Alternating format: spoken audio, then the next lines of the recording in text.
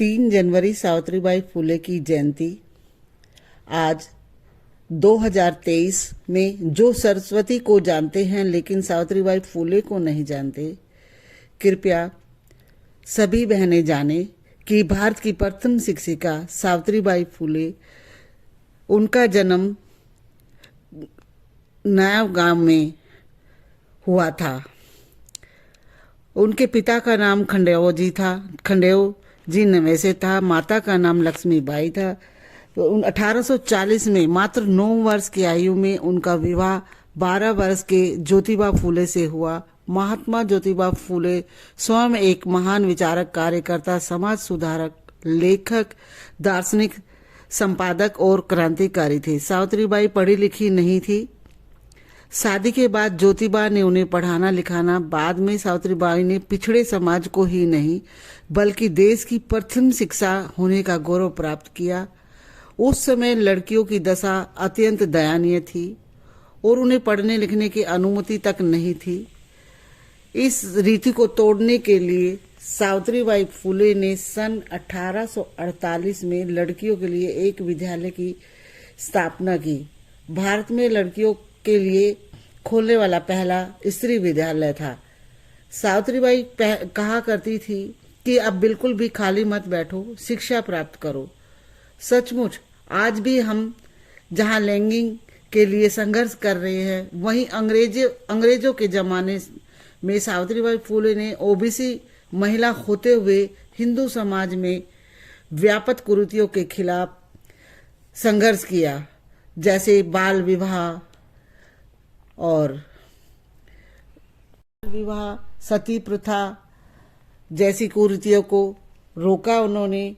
सावित्रीबाई फुले स्वयं इस विद्यालय में लड़कियों को पढ़ाने के लिए जाती थी, लेकिन यह सब इतना आसान नहीं था। उन्हें लोगों के कड़े विरोध का सामना करना पड़ा। उन्होंने न केवल लोगों की गालियां सही, अपितु लोगों के द्वारा फेंके जाने वाले पत्थरों की मार तक झेली। स्कूल जाते समय धर्म के ठेकेदार व स्त्री के शिक्षा के विरोधी सावित्रीबाई फुले पर कूड़ा करकट, कीचड़ व गोबर ही नहीं, मानव मल भी फेंक देते थे। इससे सावित्रीबाई फुले के कपड़े बहुत गंदे हो जाते थे, अतः वह अपने साथ एक दूसरी साड़ी ले जाती थी जिसे स्कूल में जाकर बदल लेती। सबके बावजूद उन्होंने हार न मानी। वह स्त्री शिक्षा, समाज उत्थान का कार्य करती रही। विधवा पुनर्विवाह के लिए संघर्ष।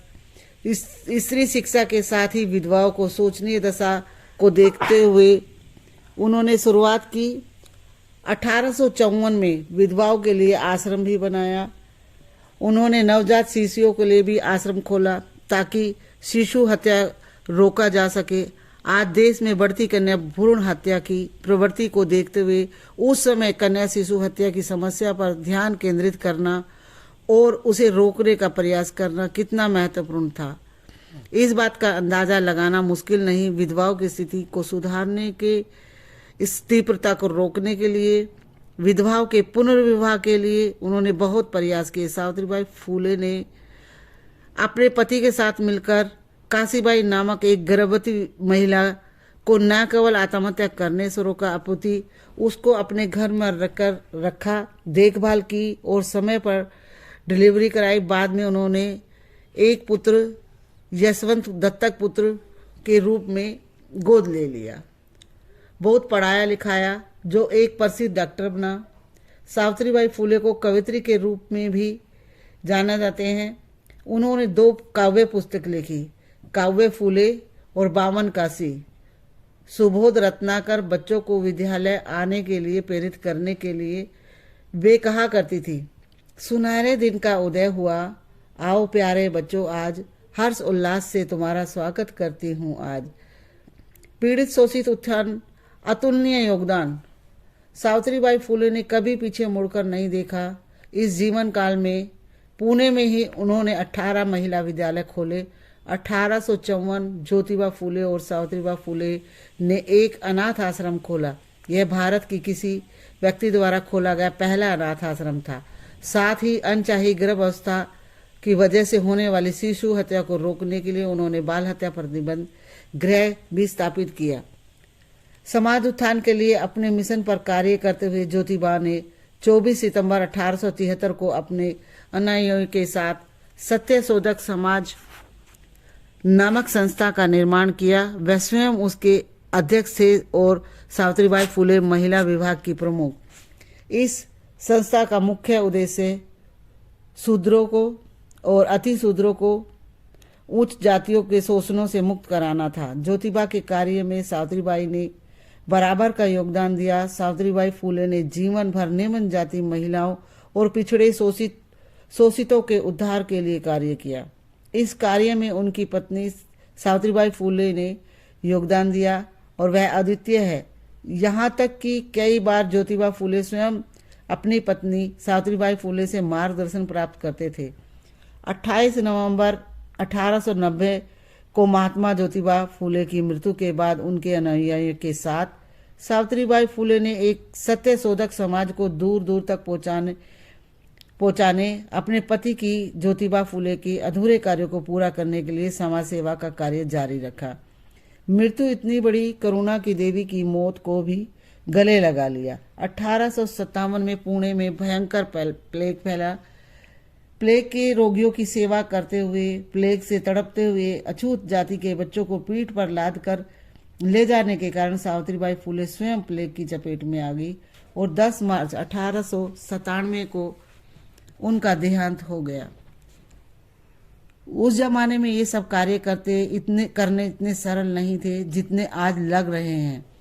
अनेकों कठिनाई, समाज के प्रबल विरोध के बावजूद महिलाओं का जीवन स्तर सुधारने व शिक्षित तथा रूढ़िवादी करने में सावित्रीबाई फुले का जो महत्वपूर्ण दया, त्याग, योगदान रहा, उनके लिए देश हमेशा ऋणी रहेगा। 3 जनवरी सावित्रीबाई फुले जयंती एक राष्ट्रीय उत्सव की तरह मनाना चाहिए हमें। जो लोग कहते हैं कि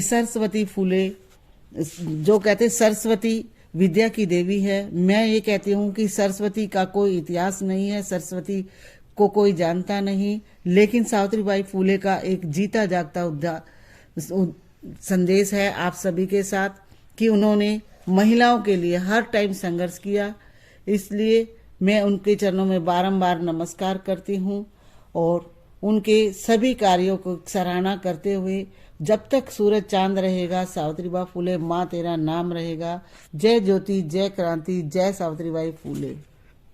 सेवा समाज महिला इकाई की तरफ से और महात्मा फुले ब्रिगेड दिल्ली प्रदेश की अध्यक्षा आप सभी बहनों का हार्दिक स्वागत, अभिनंदन करती है और आज सावित्रीबाई फुले के जन्म दिवस पर सभी को एक संदेश देना चाहती है कि अपनी बेटियों को पढ़ाओ, लिखाओ और माता सावित्रीबाई फुले के चरणों पर, उनके बताए हुए मार्ग पर चलने की पूरी कोशिश करें।